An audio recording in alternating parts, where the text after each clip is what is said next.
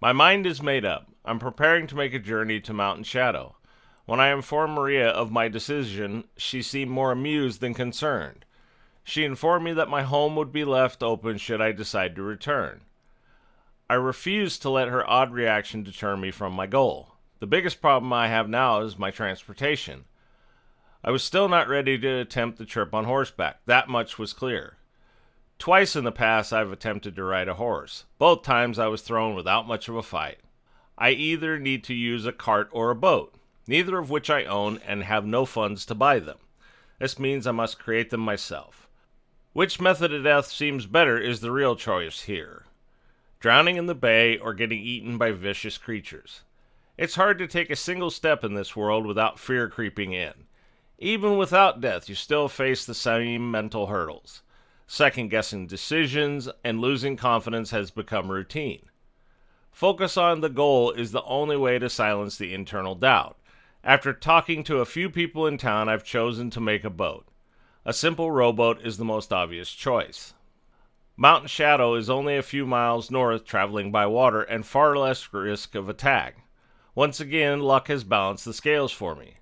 There's a half-finished boat in the village dry dock. The villager that started it is no longer with us. The rumor is he was captured by a village of goblins and made a slave. It feels a little callous to think of his loss as my gain, yet you never turn down the opportunity to get yourself a head start. I hate repeating myself with that line of thought, but it's hard to paint how brutal this life is in words. Before dawn tomorrow, I'll work on the boat and will not stop until it is ready. By the time the sun was up, I had completed 2 oars from scratch and not much else. You start to think you're tough and something comes along and knocks you on your ass. My father used to tell me that when I was a teenager. Kinda wish he was around for me to tell him he was right. About that and so much more. Building this boat is knocking me on my ass. Thoughts like those keep running through my mind and drives me like a demon.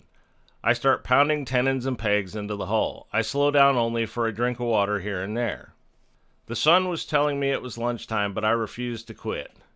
One hand bleeding, brain melting, and I keep working. The seats are carved and attached inside the boat. Oars locked in place and ready for use.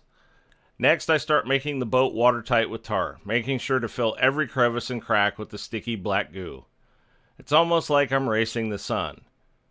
It's moving across the sky, taunting me. Every fiber of my being is screaming quit, but it's past that now.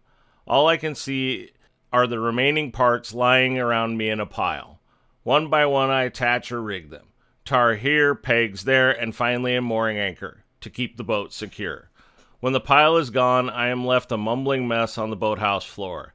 I vaguely recall stumbling my way home. Seems like I do that most nights, more from exhaustion than anything else. I awoke this morning and quickly put down the events of yesterday on paper. Well, what passes for paper anyway. I must have some record of events as a reminder and possibly a warning. The sense of accomplishment is fleeting, with so much more yet to do. I receive a note telling me to visit Maria at her home this morning. I will respond as it's never a good idea to ignore a meeting with the village mayor.